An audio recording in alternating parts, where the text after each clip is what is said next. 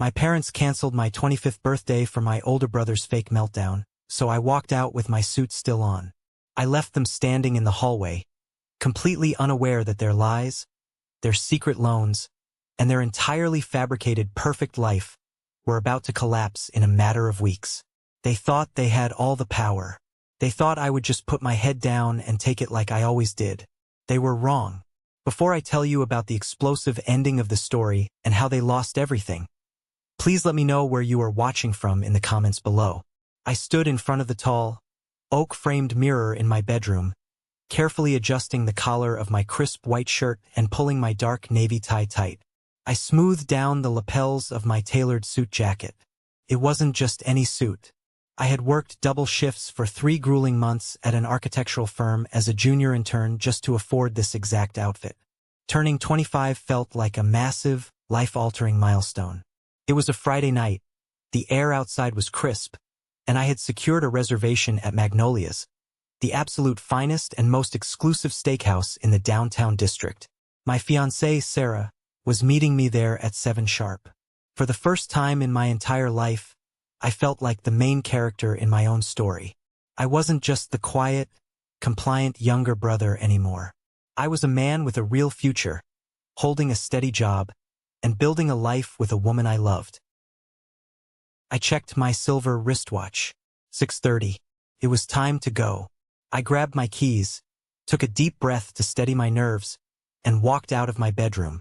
But the moment my foot hit the bottom step of the main wooden staircase, the heavy, suffocating atmosphere of my house hit me like a physical brick wall. The living room lights were turned completely off. The heavy, dark curtains were drawn tightly shut, blocking out the beautiful golden evening sun. The entire house felt like a waiting room for a funeral.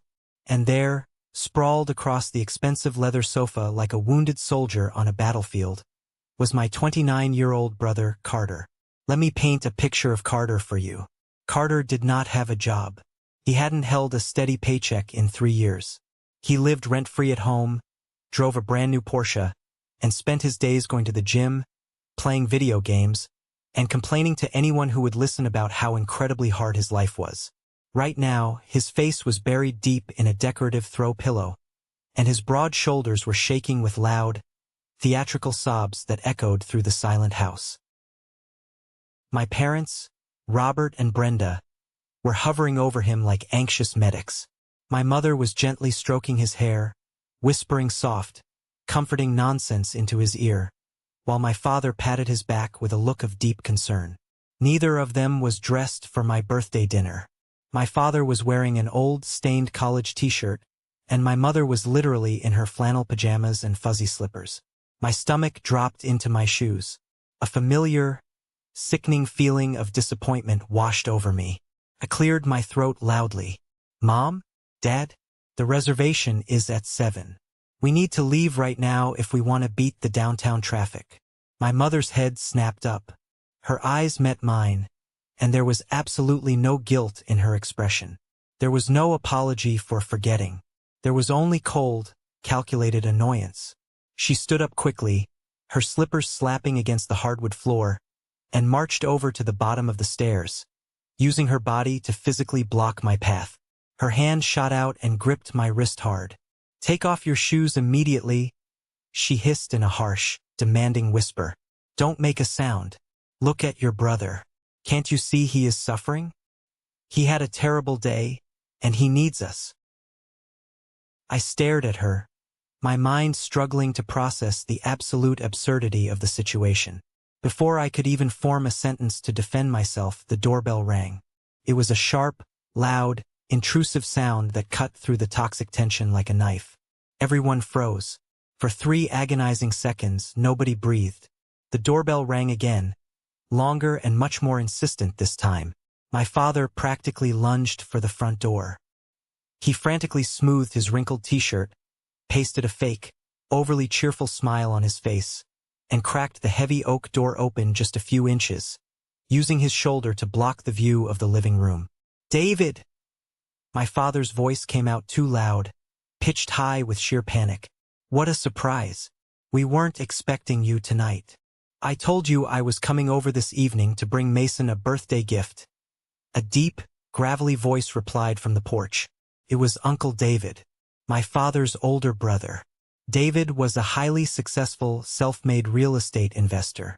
He had gone through a brutal divorce and a terrible custody battle years ago, which had stripped away his patience and turned him into a man who had absolutely zero tolerance for nonsense or manipulation. Right, of course you did," my father stammered, his knuckles turning white as he gripped the edge of the door. "It's just that, well, Mason has severe food poisoning. He's been throwing up upstairs all evening. It's terrible. We had to cancel his whole party. The poor boy is in terrible shape, David. You probably shouldn't come in, it might be contagious."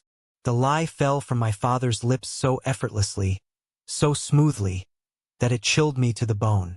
They weren't just favoring Carter anymore. They were actively gaslighting everyone around them to protect a 29-year-old toddler throwing a fake tantrum.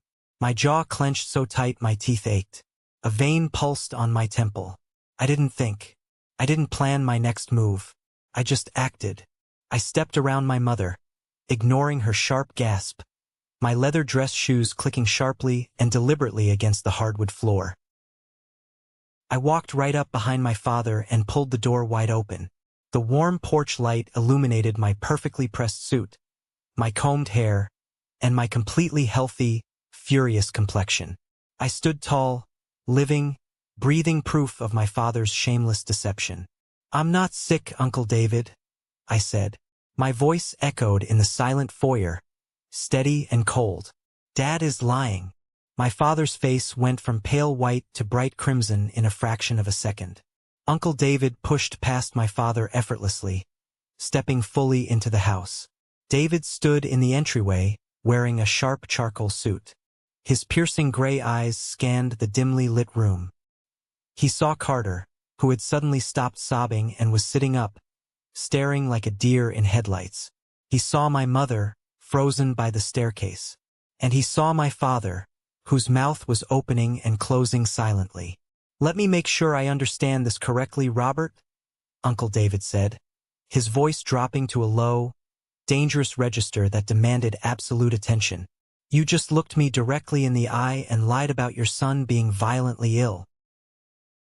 "David, please, you don't understand the family dynamics here." My mother rushed forward, her voice taking on that sickly sweet, manipulative tone she always used when she was backed into a corner. "Carter is having a mental health crisis. We have to prioritize his emotional needs right now. Mason was just being a little selfish about his dinner." Uncle David didn't even look at her. His gaze remained locked onto my father. "3 weeks ago, Robert, you called my office. You begged me to increase your monthly salary allowance." Uncle David took another step toward my father, towering over him. "You told me you needed an extra $2,000 a month because your accounting firm was failing, and you desperately needed to ensure Mason's college fund was replenished so he wouldn't drown in debt." My father swallowed hard, sweat beads forming on his forehead. "David, I can explain. I have been sending you $6,000 a month for the past 3 years, Uncle David continued, his tone conversational but incredibly deadly. "You looked me in the eye and swore it was to keep a roof over this family's head." Uncle David slowly turned his head to look directly at Carter. Carter quickly tried to puff out his chest, attempting to look intimidating, but he just looked like a panicked child. "So, you're telling me," Uncle David said softly, the silence in the room amplifying his every word, "that I have been paying $6,000 a month to support a 29-year-old unemployed man who threatens a tantrum when his younger brother tries to eat a steak on his 25th birthday? That's not fair, Uncle David," Carter suddenly shouted, his face turning bright red as his fragile ego cracked. "You have millions. You owe this family. And this is my house, so you can get the hell out." The silence that followed Carter's outburst was deafening. Uncle David didn't yell. He didn't lose his temper. Instead, a slow, terrifying smile spread across his weathered face. He reached into his tailored jacket, pulled out his smartphone, tapped the screen a few times, and turned the screen around so Carter could see a legal document. "Your house," Uncle David laughed, a harsh, grating sound that held no humor. The county deed says otherwise, Carter. This house is fully registered in my name. It has been since I bailed your father out of bankruptcy 5 years ago. Carter's smug expression vanished instantly. The color drained completely from his face, leaving him looking sickly pale. And that brand new Porsche Carrera sitting in the driveway? Uncle David continued, his voice getting quieter, forcing everyone to lean in to hear his executioner's tone. The one you rev the engine of every morning to impress the neighbors who actually work for a living? That vehicle is registered to my real estate corporation. It was a company lease I allowed your father to use for his business meetings. Not a toy for a grown man throwing pity parties. I watched my brother's entire reality shatter into a million jagged pieces.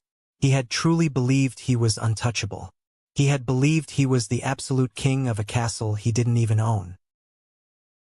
The keys, Carter, Uncle David demanded, holding out his open, expectant palm. Right now. You can't do this. Carter whined, his voice cracking as he looked at my parents for help. Mom, Dad, tell him he can't. But my father was staring at the floor, completely defeated. My mother was trembling, her hands covering her mouth in shock. With shaking, sweaty hands, Carter dug into his gym shorts pocket and pulled out the heavy Porsche key fob. He slammed it into Uncle David's hand with a pathetic whimper. Uncle David examined the keys for a brief second. Then he turned away from Carter, walked directly over to me, and placed the keys firmly in my palm.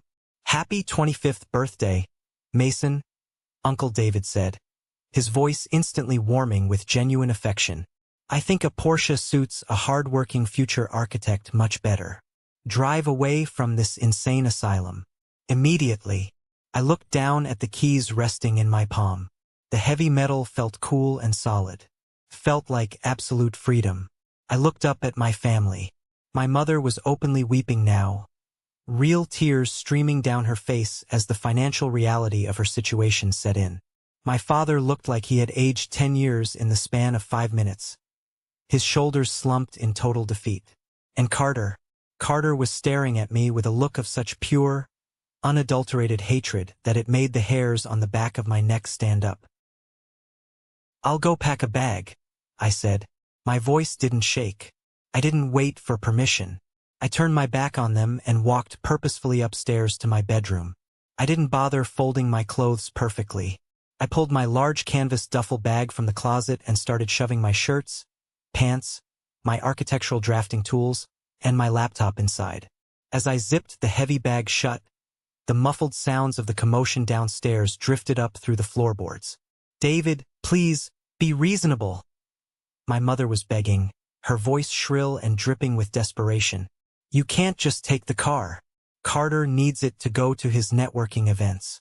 And the monthly salary allowance. We have bills. We have a lifestyle to maintain in this neighborhood. You have consequences, Brenda, Uncle David replied flatly, devoid of any sympathy. And you are about to experience every single one of them. The monthly transfers are canceled immediately. I threw my heavy bag over my shoulder, took one last look around the room that had felt like a prison cell for my entire life, and walked back down the stairs. The front door was still wide open. A sleek, black sedan pulled up to the curb. My fiancée, Sarah, stepped out. She was wearing a stunning black dress, her hair perfectly styled for our celebration dinner. She took one analytical look at the chaotic scene on the porch. My mother crying hysterically, my father pleading with his hands clasped, Uncle David standing like an immovable stone statue, and immediately understood the assignment.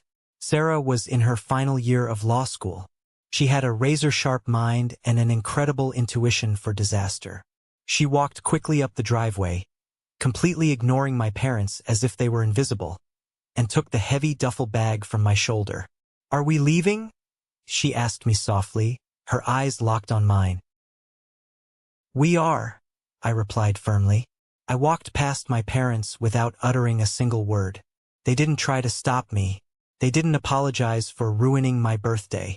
They were far too busy begging my wealthy uncle to keep funding their comfortable delusions. But as I reached the sleek Porsche, hit the unlock button, and heard the satisfying electronic chirp, I glanced back at the large front bay window of the house. Carter was standing behind the glass. He wasn't crying anymore. The fake, pathetic tantrum had completely evaporated from his face. Instead, the corner of his mouth was curled up into a sick, deeply sinister smile. He raised his right hand and slowly pointed his index finger directly at me, mimicking a gun, and dropped his thumb.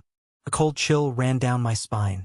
I knew right then, in my gut, that this war was far from over. But right now, I put the car in drive and left that toxic nightmare in my rearview mirror. Uncle David insisted we stay at his penthouse located right in the center of the bustling financial district. It was a massive, ultra-modern space with gorgeous floor-to-ceiling windows overlooking the entire glittering city skyline. For the first time in my entire 25 years of existence, I experienced what a peaceful home actually felt like. There was no screaming. There was no walking on eggshells to avoid triggering someone's fragile ego. There was just quiet, mutual respect. That first night, Uncle David had the absolute best catering company in the city deliver a massive, perfectly cooked steak dinner right to the penthouse dining table. We opened an incredibly expensive bottle of red wine, and for 3 solid hours, Sarah, David, and I laughed, told stories, and actually celebrated my birthday. It was the best night of my life. But peace, especially when you are dealing with a deeply toxic family like mine, is always a temporary illusion. 3 days later, I was sitting at a corner table in my favorite local, independent coffee shop near the university campus. I had my headphones securely in my ears, drinking a strong black coffee, and intensely focusing on my laptop screen. Next to me, taking up half the wooden table, was my architectural thesis project. It was a highly detailed, meticulously handcrafted model of a modern, sustainable library. It represented 6 months of sleepless nights, thousands of dollars in acrylic and wood materials, and my entire golden ticket to securing a promotion at a top-tier firm after graduation. It was my absolute masterpiece. I had driven the Porsche to the coffee shop and parked it right by the large front glass window where I could keep an eye on it. The afternoon sun was shining brightly. Everything felt perfectly right in the world. I pulled out my smartphone to send a quick text to Sarah, and that was exactly when my blood ran freezing cold. I saw a small, persistent notification icon resting at the top of my screen.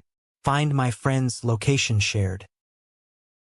My heart immediately hammered violently against my ribs. Years ago, my controlling mother had forced everyone in the family to download a location-sharing app under the deceptive guise of family safety. In the absolute chaos of packing my bags and leaving the house that night, I had completely forgotten to dig into my settings and turn it off. I had been broadcasting my exact, pinpoint location to my toxic family for 3 straight days. I snapped my head up and looked out the massive glass window of the coffee shop. My breath caught sharply in my throat. Carter was walking aggressively across the parking lot. He was wearing a dark, oversized hoodie, his eyes scanning the parked cars like a hawk. He spotted the silver Porsche. He didn't look angry. He looked hyper-focused and incredibly malicious. I watched, paralyzed with dread for a split second, as Carter reached into his hoodie pocket and pulled out a small piece of metal that glinted brightly in the sunlight. A car key. My stomach plummeted. The spare key. Uncle David had demanded and taken the primary key fob, but none of us had remembered the physical valet spare key that my dad always kept hidden in a junk drawer in the kitchen. Carter walked right up to the driver's side door, inserted the key, and unlocked it. He opened the door, but he didn't get in to steal it. He reached into his jacket and pulled out a heavy steel hammer. He leaned heavily into the car, his eyes locking directly onto the passenger seat where I had temporarily placed a secondary, smaller prototype of my library model while I was inside. He wasn't there to steal the expensive car. He was there to destroy my architectural work. He was there to smash my future to tiny, irreparable pieces.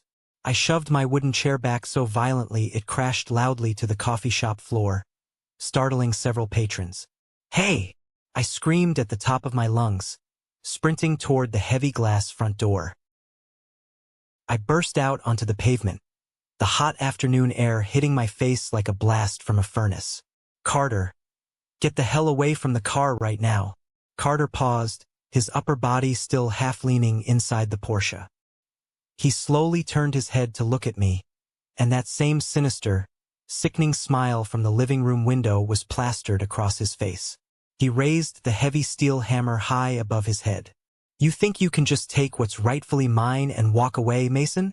Carter yelled across the crowded parking lot, not caring who heard him. You're nothing. You hear me?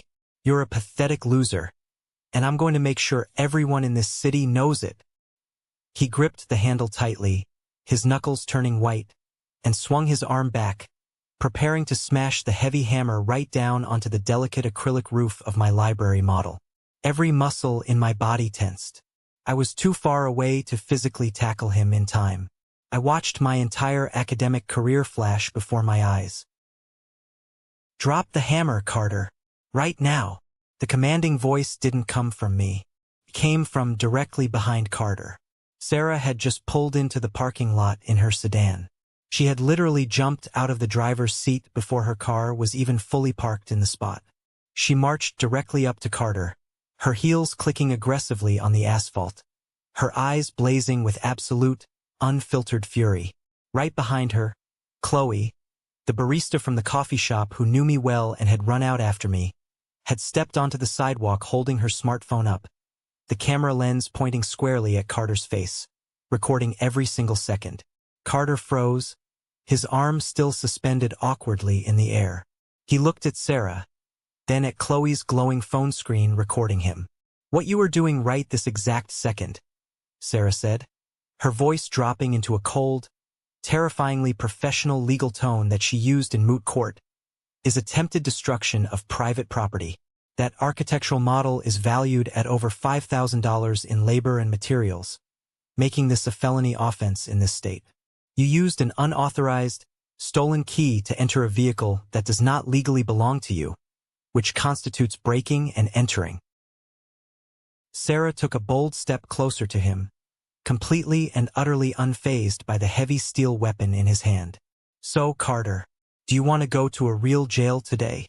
Because I have the police chief's direct line saved on speed dial, and I will gladly ruin your entire pathetic life right here in this parking lot while we film it. Carter's arrogant bravado shattered instantly. He wasn't used to people actually fighting back, let alone an assertive woman using cold, hard facts and the law to corner him. His hand shook noticeably as he slowly lowered the heavy hammer. He looked over at me, standing just a few feet away now, holding my own phone up and recording every second of his humiliating defeat. You're all crazy, Carter muttered defensively, his voice cracking slightly under the pressure. This is family business. She shouldn't even be involved in this. I am his fiancée, Sarah snapped back instantly, stepping even closer so she was in his personal space. That makes me family. Now you are going to put the spare key on the roof of the car, take your little hammer, and walk away before I press send on this 911 call and have you arrested in broad daylight. Carter's jaw clenched so tight I thought his teeth might crack. A thick blue vein pulsed visibly on his temple. He knew he was completely beaten. With a frustrated grunt, he threw the spare key aggressively onto the roof of the Porsche, scratching the silver paint slightly. He gripped his hammer tightly, glared at me with eyes full of pure venom, and began walking backward away from the car. You think you won, Mason? Carter spat, pointing a shaking finger at me. You have absolutely no idea what's coming. You have no idea what Dad and Mom are going to do to you for this. He turned sharply and practically jogged away, his shoulders hunched, disappearing quickly around the brick corner of the strip mall. I let out a massive, shaky breath I didn't know I was holding. My hands were trembling so violently I almost dropped my phone onto the concrete. Sarah rushed over and wrapped her arms tightly around my neck, burying her face in my shoulder. Are you okay? Did he break anything? She asked frantically, quickly leaning over to inspect the model resting safely in the passenger seat. No, I whispered, my voice hoarse. It's safe. Thank you, Sarah. You saved it. I looked down at the valet key sitting innocuously on the scratched roof of the car. Carter's parting words echoed loudly in my head. You have no idea what Dad and Mom are going to do to you. Something wasn't right. Carter was arrogant and stupid, but he wasn't brave enough to pull a stunt like this in public unless my parents had gassed him up and given him the explicit green light to do so. They were planning something much bigger, and I desperately needed to figure out what it was before they struck again. I grabbed the spare key, locked the Porsche securely, and hugged Sarah one more time. We needed to get back to Uncle David's penthouse and prepare for whatever my parents were planning. The peace was officially over. The war had just begun. When Sarah and I finally got back to the secure penthouse, Uncle David was sitting at his large mahogany dining table, carefully reviewing stacks of legal documents. I quickly told him exactly what had just happened in the parking lot. I showed him the high-definition video of Carter holding the hammer, looking like a deranged criminal. Uncle David's face turned to absolute stone. "That's it," David said quietly, slamming his laptop shut. I gave them a chance to walk away quietly with their dignity intact. They chose war. I'm calling my lawyer right now to draft a restraining order. But while David walked out to the expansive balcony to make his calls, a nagging, persistent thought pulled at the back of my brain. Why were my parents so incredibly desperate for money? Yes, Uncle David had cut off the $6,000 a month, but my father still had a small accounting practice. It wasn't making millions, but it was enough to survive on. Unless they were hiding massive, crippling debts. I walked over to my duffel bag and pulled out my old, heavy college laptop. It was the computer I had used during my freshman year before upgrading, and it was still automatically logged into the family's shared cloud storage drive. My father, for all his horrible flaws, was an obsessive digital hoarder. He scanned and saved every single receipt, letter, and financial document. I opened the drive and started digging. I ignored the folders full of family vacation photos and the mundane electric bills. I searched the keyword bank. Nothing unusual popped up. Then, my mind drifted to the saddest day of my life. My grandmother's funeral 2 years ago. Right before she passed, Grandma had pulled me aside in her quiet hospital room. She told me she had set aside a small inheritance, a college fund specifically for me, to ensure I graduated architecture school and got a promotion without drowning in debt. It was supposed to be exactly $15,000. But a month after the funeral, my father told me the estate had been completely drained by unexpected medical bills, and there was absolutely nothing left. I had believed him. I had gone to the bank and taken out massive student loans to cover my final years of tuition. My fingers hovered over the keyboard. My heart started beating faster. I typed the word inheritance into the search bar and hit enter. A single PDF file popped up instantly. It was dated exactly 3 weeks after my grandmother's funeral. I clicked on it. The air completely left my lungs. My heart stopped beating. It was a high-resolution scanned copy of a cashier's check. It was made out to Mason Robert for the exact sum of $15,000. The memo line clearly read, "Grandma's College Fund." I frantically scrolled down to the second page of the PDF to see the back of the check. There, on the endorsement line, was a signature, spelled my name, but the handwriting wasn't mine. The loop on the M was far too wide. The angle of the letters was completely wrong. It was my father's distinct handwriting, poorly disguised to look like mine. I sat there, staring blankly at the glowing screen. They didn't just favor Carter. My own father had forged my signature and stolen $15,000 of my inheritance. He had committed a federal crime. "Sarah?" I choked out, my voice sounding incredibly hollow, like it belonged to a ghost. "David, please come look at this." Sarah walked over quickly, read the screen, and gasped loudly. She covered her mouth with her hand in pure shock. "Oh my God, Mason, this is wire fraud. This is felony identity theft." David stood right behind me, his large hands gripping the back of my chair so hard his knuckles turned stark white. "They stole your college fund," David growled, his voice vibrating with barely contained rage. "They forged your name, cashed the check, and let you take out student loans while they probably spent every penny of that money on Carter's pathetic lifestyle." The last shred of empathy I had for my parents vanished into thin air in that exact second. It evaporated, leaving behind a cold, hard, impenetrable wall of steel. They weren't my family anymore. They were common criminals. The very next morning, before we could even formulate a legal plan with the stolen check, my phone started vibrating relentlessly on the nightstand. Notifications were pouring in by the second. Beeps, buzzes, flashes. I unlocked my phone and opened the Facebook app. My stomach twisted into a tight, painful knot. My mother had posted a massive, multi-paragraph status update. She had deliberately tagged 50 family members, church friends, and neighbors to ensure maximum visibility. Accompanying the text was a highly staged photo of her and my father looking incredibly haggard, sitting at their kitchen table with tissues balled up in their hands, looking like tragic victims. The post read, "It breaks a loving mother's heart to share this, but I feel it is my duty to warn other parents about the reality of elder abuse. After giving our youngest son, Mason, everything, paying his rent, buying his clothes, loving him unconditionally, he has turned his back on us. 2 days ago, manipulated by a wealthy relative, Mason violently attacked his brother, stole our family's primary vehicle, and abandoned his sick parents. Now, he is attempting to extort us for money using baseless legal threats. Please pray for our family. Narcissistic abuse can hide behind a polite smile." I felt physically sick. I scrolled down to the comments section.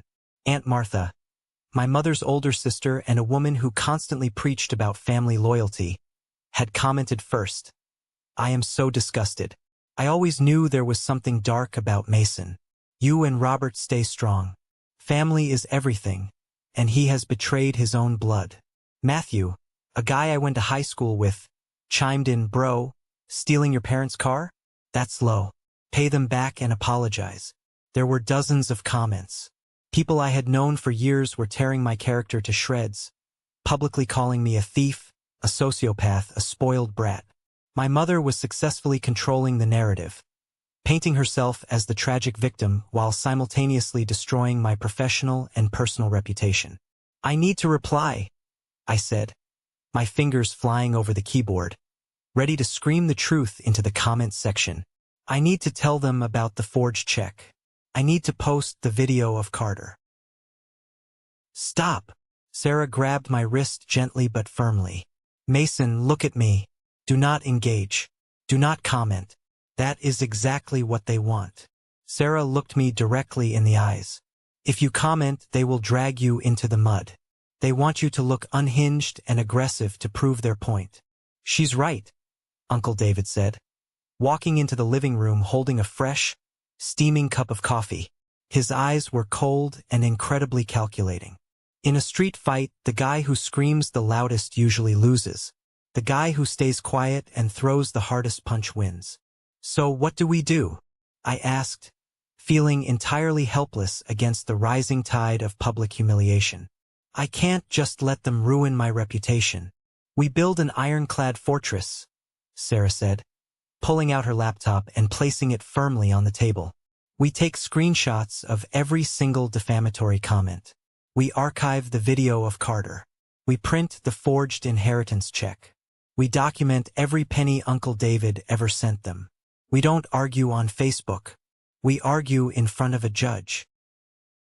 For the next 8 solid hours, Uncle David's luxurious penthouse was transformed into a highly efficient legal war room. The massive dining table was quickly covered in printed bank statements, highlighted text messages, and complex legal statutes Sarah had pulled from her university's law library database. We documented absolutely everything. We traced the $6,000 monthly payments Uncle David had made to my father. David, being the meticulous businessman he was, had cleverly written personal loan repayment expected in the memo line of every single bank transfer for the last 3 years. It wasn't a gift. It was legally actionable debt totaling over $50,000. We compiled the devastating evidence of the wire fraud. We placed the scanned check with the forged signature right alongside 10 examples of my actual, verified signature from lease agreements and school forms. The discrepancy was glaring and undeniable. Any handwriting expert would spot the forgery in seconds. "This is devastating material," Sarah said, organizing the freshly printed papers into 3 neat, color-coded folders. "Mason, if we submit this to the authorities, your father could face federal prison time. Are you absolutely sure you want to involve a lawyer and go through with this?" I thought about my mother blocking the stairs on my birthday. I thought about my father calling me selfish while catering to a grown man's tantrum. I thought about Carter raising a hammer over my life's work. And then, I thought about my grandmother trusting my parents to give me that college fund, only for them to steal it. "I'm sure," I said without a single ounce of hesitation or regret. "They made their choices. Now they get the consequences." Uncle David nodded approvingly. He opened his email client on his laptop and began typing rapidly. "I'm sending your father one final ultimatum. A secret, private email. I'm giving them one last chance to surrender before I drop a nuclear bomb on their lives."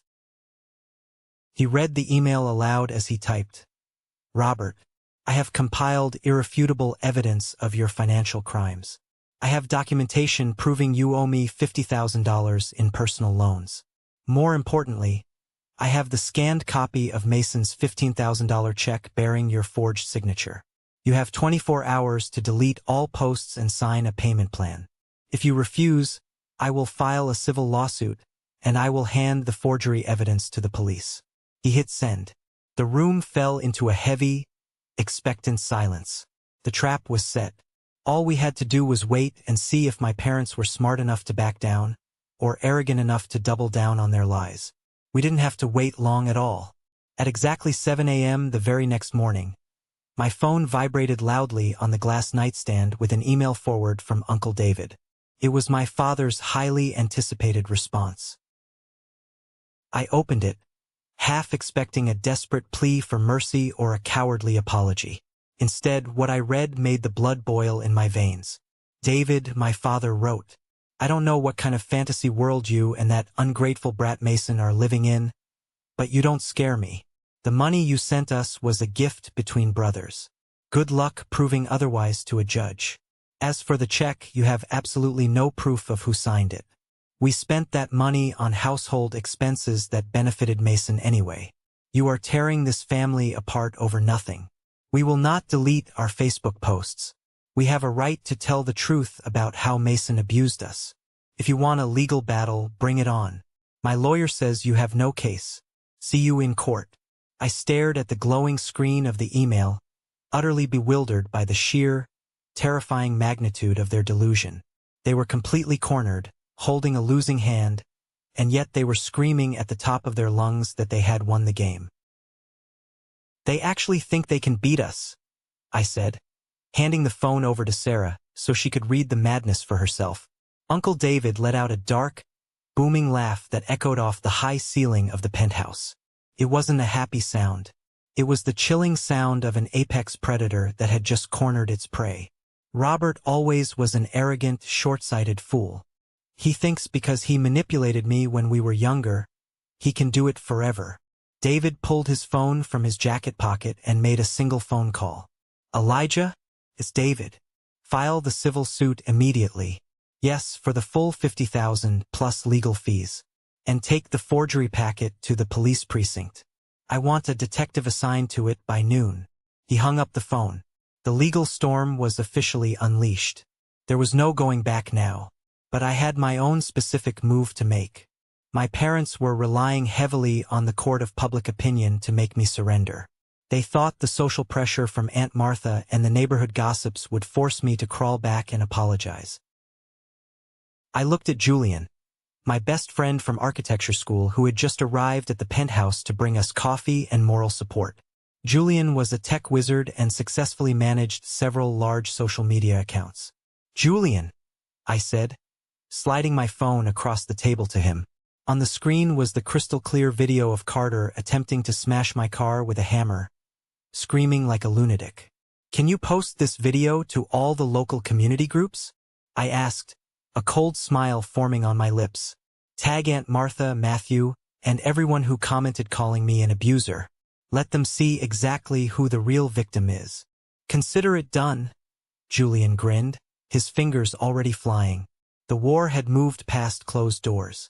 My parents had dug their own graves, and I was holding the shovel. When Julian hit post on that video, the internet didn't just react. It exploded. We sat in Uncle David's living room and watched the absolute destruction of my mother's carefully crafted victim narrative happen in real time. Julian had posted the high-definition video of Carter violently swinging a steel hammer at my car, screaming like an absolute maniac, directly into the local community Facebook groups. He tagged Aunt Martha. He tagged Matthew. He tagged every single person who had left a nasty comment on my mother's original post. The shift in public opinion was instantaneous and brutal. People who had been praying for my parents just an hour ago were now demanding answers. The comments came flooding in like a tidal wave. People were asking why a 29-year-old man was trying to smash a college student's architectural project. They were asking why my parents were defending a criminal act. Within 45 minutes, Aunt Martha completely deleted her comment. 10 minutes after that, Matthew sent me a private message apologizing, saying he didn't know the whole story and that Carter looked completely unhinged.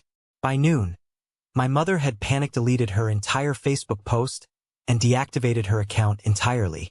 She couldn't handle the heat. The echo chamber she relied on for sympathy had completely collapsed around her. But public humiliation was just the appetizer. The main course was served at 2 o'clock that afternoon. Uncle David had paid extra for an expedited process server. We got the notification that my father had been officially served with the civil lawsuit for the $50,000. 5 minutes later, my phone rang. It was my father. I didn't answer. I just watched it ring, feeling a profound sense of control that I had never experienced in my entire life. They were completely cornered. They had no money to fight a massive legal battle against a millionaire real estate investor, and they knew the police were currently reviewing the forgery evidence. The absolute sheer panic must have been suffocating. The next morning, Uncle David's intercom buzzed. The concierge downstairs announced that Robert, Brenda, Carter, and a man identifying himself as their lawyer were in the lobby, begging for a meeting. "Send them up," Uncle David said, his voice cold and flat. I sat next to Sarah at the massive dining table. Sarah had her 3 color-coded legal folders laid out perfectly in front of her. Uncle David stood near the floor-to-ceiling window, his arms crossed, looking like a judge ready to hand down a life sentence.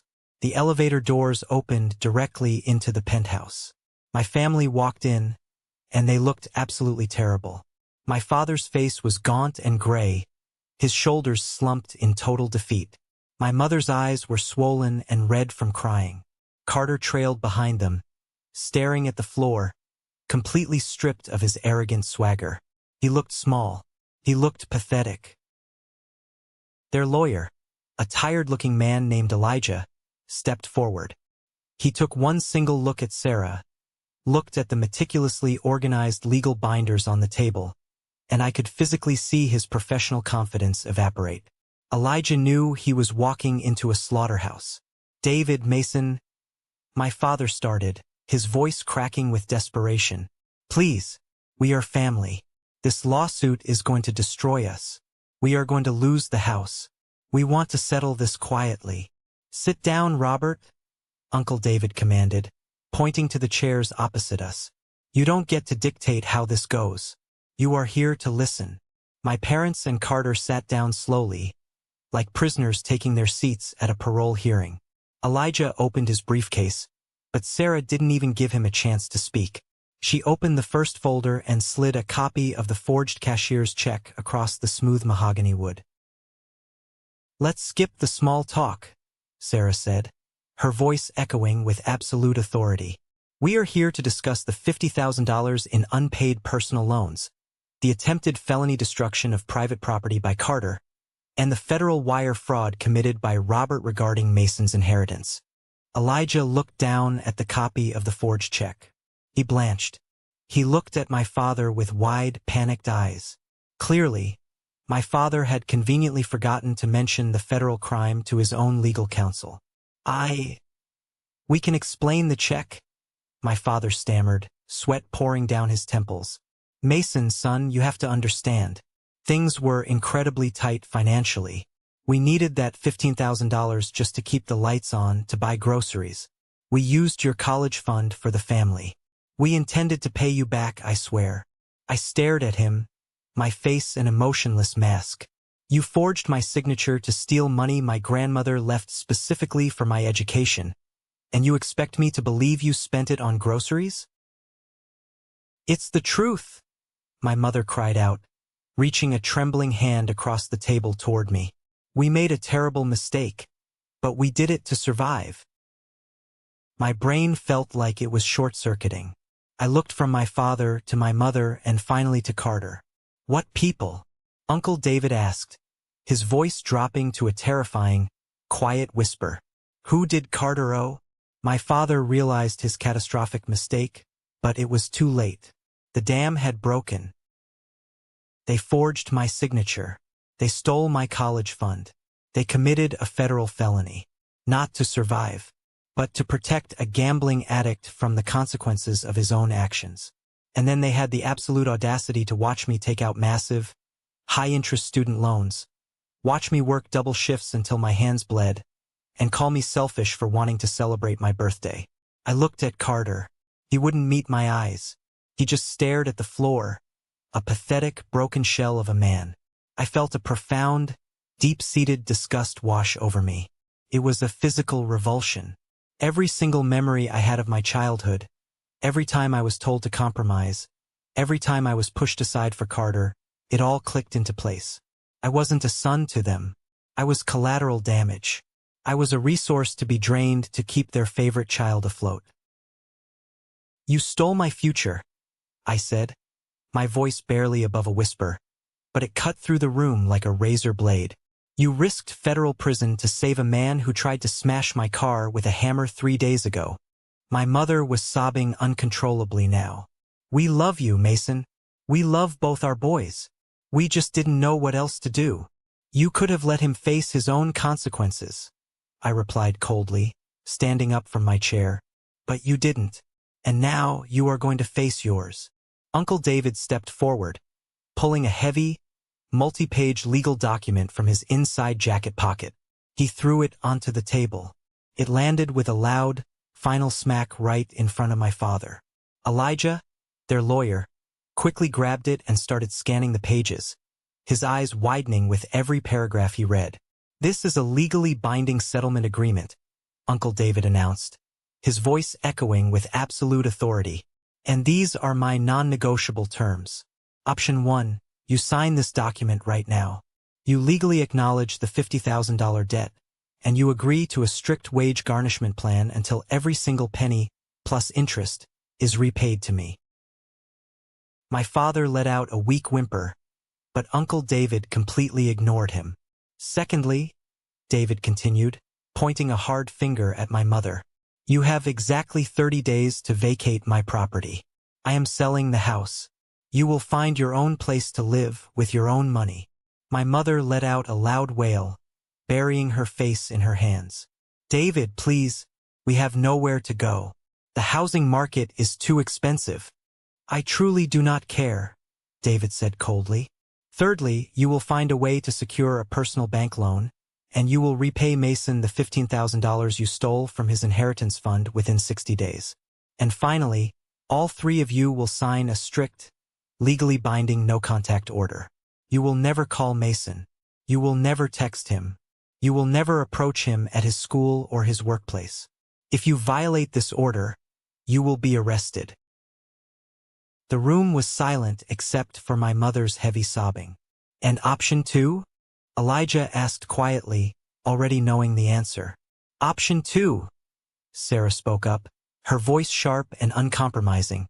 We walk away from this table. Uncle David proceeds with the civil trial, which you will lose, forcing you into total bankruptcy. Furthermore, I will personally drive to the district attorney's office and hand them the forgery evidence regarding the college fund check. Robert will face federal wire fraud charges, and I will press felony destruction of property charges against Carter for the incident with the hammer. Both of you will go to prison. Elijah leaned over and whispered frantically into my father's ear. I could see the lawyer aggressively shaking his head, pointing at the forged check. He was telling my father that he had absolutely no defense. He was completely trapped. My father looked up. His eyes were completely hollow. The arrogant, controlling man who had ordered me to my room like a child just a week ago was gone. In his place was a broken, terrified criminal. With a shaking, violently trembling hand, my father picked up the expensive silver pen Uncle David had placed on the document. He didn't read the pages. He just flipped to the back and signed his name. His signature was messy, erratic, nothing like the careful forgery he had placed on my grandmother's check. He slid the document to my mother. She signed it while crying so hard her tears literally stained the thick legal paper. Finally, Carter snatched the pen. He glared at me one last time, a pathetic attempt at maintaining his pride, before aggressively scribbling his name and throwing the pen across the table. 30 days, Robert, Uncle David said, picking up the signed document and handing it to Sarah. I will have the locks changed on the 31st day. Get out of my penthouse. My family stood up in complete silence. They didn't say goodbye. They didn't apologize. They turned around and walked toward the elevator. I stood perfectly still and watched the heavy steel elevator doors slide shut, cutting off the view of my mother's tear-stained face. The loud ding of the elevator descending echoed in the quiet room. It was over. I had cut the infection completely out of my life. This is the moment that changes everything, the moment I finally took back control of my life. Thank you so much for your patience and for staying with me until now. You've been amazing.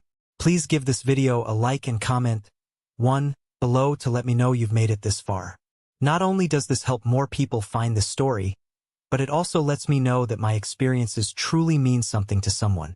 Your support is my greatest motivation to keep sharing the rest of this journey. The immediate aftermath of that meeting was like watching a massive, slow-motion train wreck from a very safe distance. Because Julian had posted the video of Carter's hammer attack, the local rumor mill was already churning at maximum speed. But when my parents suddenly started packing up their house and holding a massive, desperate yard sale to raise cash, the truth became impossible for them to hide. They couldn't control the narrative anymore. They had to confess to their church group and their neighbors that Uncle David owned the house and was forcing them out. The sheer public humiliation of losing their perfect life facade completely destroyed my father's fragile ego. He stopped leaving the house entirely during those final 30 days. Carter's reality check was the most satisfying to observe from afar. Without the shiny Porsche to drive around, and without my parents having the extra cash to fund his lifestyle, he was forced into the real world. A mutual friend texted me a picture 2 weeks later. It was Carter, wearing an ugly green polo shirt and a name tag, bagging groceries at a discount supermarket on the bad side of town. He looked completely miserable. The golden child, the man who thought he owned a real estate empire, was now asking people if they preferred paper or plastic. As for the rest of the family, the rats quickly tried to jump off the sinking ship. Aunt Martha, the woman who had publicly called me a sociopath on Facebook, suddenly found my phone number. She started leaving me long, rambling voicemails. Mason, sweetheart. Her voice oozed through my phone speaker one evening. I am so sorry about the misunderstanding online. Your mother lied to me. She told me terrible things. We are still family, Mason. I would love to take you and Sarah out for a nice dinner to catch up. I didn't call her back. I didn't text her. I simply blocked her number, blocked her on all social media platforms, and completely erased her from my existence. I did the exact same thing to Matthew and anyone else who had eagerly jumped on the hate bandwagon without asking for my side of the story. I learned a very harsh but incredibly valuable lesson during those few weeks. Toxic people rely entirely on your polite silence to get away with their abuse. The moment you establish an ironclad boundary and enforce real, severe consequences, they don't know how to handle it. They panic. They crumble. My parents moved out on the 29th day. They couldn't afford a house in our neighborhood. They ended up renting a tiny, cramped 2-bedroom apartment in a noisy complex out in the suburbs. My father's accounting business took a massive hit because his wages were immediately garnished by Uncle David's aggressive lawyers. Every single month, 25% of his income was legally stripped from his bank account to pay back the $50,000 he stole. They were financially ruined, socially isolated, and stuck in a tiny apartment with a 29-year-old grocery bagger who blamed them for everything. It was the exact life they had built for themselves through years of lies and manipulation. Karma hadn't just knocked on their door, it had kicked it off the hinges. And as for me, I was finally breathing clean air. For the first time in 25 years, my mind was entirely my own. There was no background anxiety humming in my brain. I didn't have to worry about walking on eggshells, or calculating my words to avoid setting off Carter's temper, or bracing myself for my mother's inevitable guilt trips. The absolute silence of their absence was the most beautiful sound I had ever heard. I threw my entire being into my final semester of architecture school. I practically lived in the university studio. With the toxic weight of my family lifted off my shoulders, my creativity exploded. The sustainable library model that Carter had tried to destroy became my absolute obsession.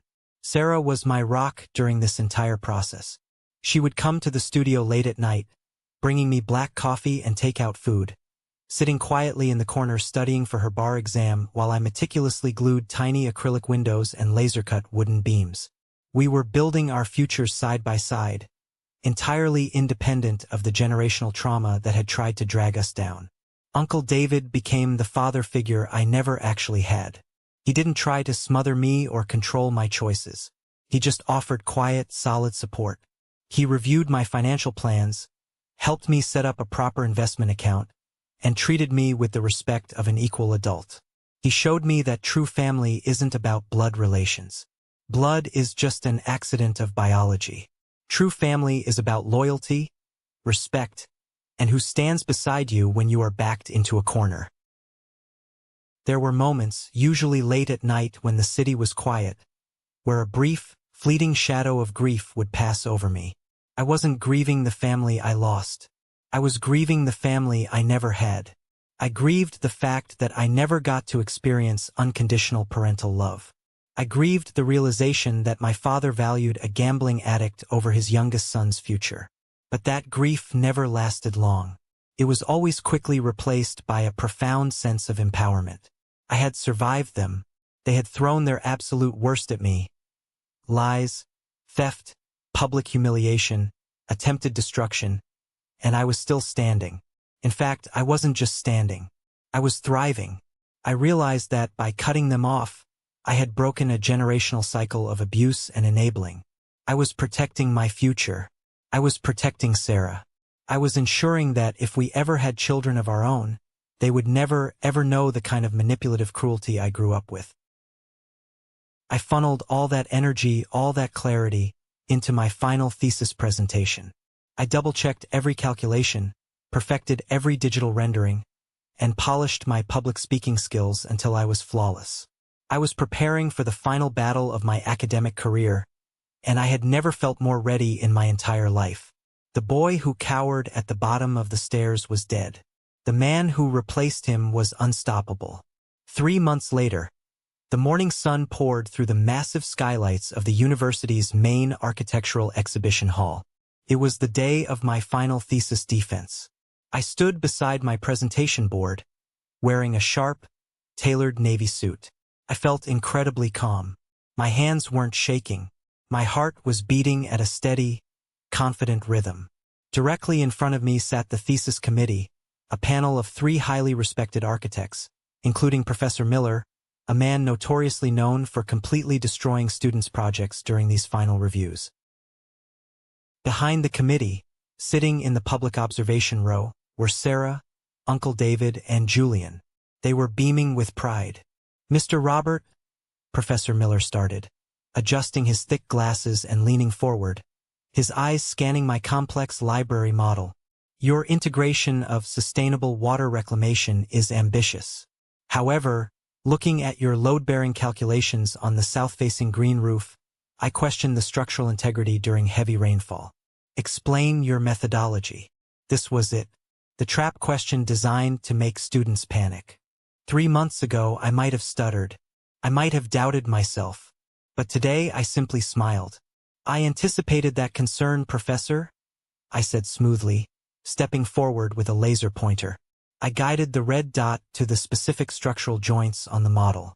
If you refer to page 42 of my supplementary technical packet, you will see I utilized a reinforced modular cross-bracing system specifically adapted from seismic design principles. It not only handles the maximum projected water weight, but actually distributes the load dynamically, increasing the overall stability of the southern facade by 15% beyond standard building code requirements. I didn't stop there. I walked them through every single detail. I defended every design choice, every material selection, and every environmental impact study. I spoke with the absolute conviction of a man who knew his own worth. I didn't just survive the defense. I dominated it. When I finished my closing statement, the hall was perfectly silent for a few seconds. Professor Miller looked at his two colleagues. They both nodded slightly. Miller looked back at me, a rare, genuine smile breaking across his stern face. Mason, in my 20 years of teaching at this university, this is one of the most comprehensive, innovative, and flawlessly executed thesis projects I have ever reviewed. The committee unanimously approves your project with the highest possible distinction. The relief and pure joy that washed over me were indescribable. Sarah let out a loud, echoing cheer from the back row, completely ignoring the formal setting. Julian clapped loudly, and Uncle David stood up, nodding his head in deep respect. I had done it. Despite the chaos, despite the betrayal, despite the stolen college fund, I had secured my degree at the absolute top of my class. I walked out of that exhibition hall feeling 10 feet tall. The heavy chains of my past had finally permanently shattered. As we walked out into the bright afternoon sunlight on campus, Uncle David pulled me aside near the courtyard fountain. He reached into his suit jacket and pulled out a thick, crisp white envelope. "This arrived at my office yesterday via certified mail," Uncle David said quietly, handing the envelope to me. I looked at the return address in the corner. It was a cheap apartment complex located in the industrial part of the city. The handwriting belonged to my father. I opened the envelope. Inside were two pieces of paper. The first was a cashier's check made out directly to Uncle David for a few $1,000s. The first garnished payment of the massive $50,000 debt they owed him. The second was a separate cashier's check made out directly to me. It was for exactly $15,000. I stared at the numbers printed on the official bank paper. It was my college fund. It was the inheritance my grandmother had left me, the money my father had criminally stolen to pay off a bookie, now returned to me by force of law. His lawyer informed me they had to liquidate my brother's entire retirement account and sell almost all of Brenda's expensive jewelry to secure that money to avoid the wire fraud charges. Uncle David explained, his voice entirely devoid of pity. "They are completely broke, Mason. They are living paycheck to paycheck in a basement unit, and Robert is working overtime just to cover the garnishment." I held the check in my hand. A few months ago, the thought of my parents struggling, selling their possessions, and living in poverty would have crushed me with unbearable, suffocating guilt. I closed my eyes and searched my heart for that guilt. I looked for the pity. That evening, Uncle David took all of us, Sarah, Julian, and myself, to Magnolia's. It was the exact same high-end, exclusive downtown steakhouse where my 25th birthday dinner was supposed to have happened 3 months ago. We sat at a beautiful corner table with a perfect view of the city harbor. The atmosphere was electric. The food was incredible. We toasted with expensive champagne to my successful thesis defense, to Sarah's upcoming law school graduation, and to a future that was completely ours to build. Halfway through the main course, my phone buzzed in my suit pocket. I pulled it out, fully intending to turn it on silent, but the preview of the email on my lock screen caught my eye. It was from the senior hiring partner at Harrison & Associates, one of the most prestigious, top-tier architectural firms in the entire state. They had attended the public thesis exhibition earlier that morning. I opened the email. My eyes scanned the professional text rapidly. "Dear Mr. Robert," the email read, "Our senior partners were profoundly impressed by your sustainable library thesis presentation today. We have been searching for innovative talent to join our urban development team. We would like to formally offer you a position as a junior architect, effective immediately upon your graduation. This role includes a full salary, comprehensive benefits, and a direct track for future promotion. Please review the attached contract. I stopped breathing. A junior architect role straight out of school at Harrison and Associates wasn't just a job. It was a massive, life-changing promotion from my current intern status. It was the golden ticket I had worked so desperately for. Mason, Sarah asked softly, noticing the shocked expression frozen on my face. What is it? I couldn't speak. I just handed the phone across the table to her. Sarah read the email, her eyes widening in disbelief. She slapped her hand over her mouth, letting out a loud, joyous laugh that made a few nearby tables turn to look at us. Oh my God! David, Julian, look at this. Harrison and Associates just offered him a job. The table erupted. Julian high-fived me so hard my hand stung. Uncle David raised his crystal champagne flute high in the air, his eyes shining with profound pride. To Mason, Uncle David toasted, his deep voice carrying over the ambient noise of the restaurant. A brilliant architect, a resilient man, and the true master of his own destiny. Cheers! Cheers! We all echoed, our glasses clinking together in a perfect, harmonious sound. I took a sip of the cold champagne and looked around the table at the people who genuinely loved me. This was my real family. I had lost the toxic blood relatives who only wanted to drain my light, but I had gained a fiercely loyal tribe who wanted nothing more than to see me shine. The nightmare was officially over. The best years of my life were just beginning.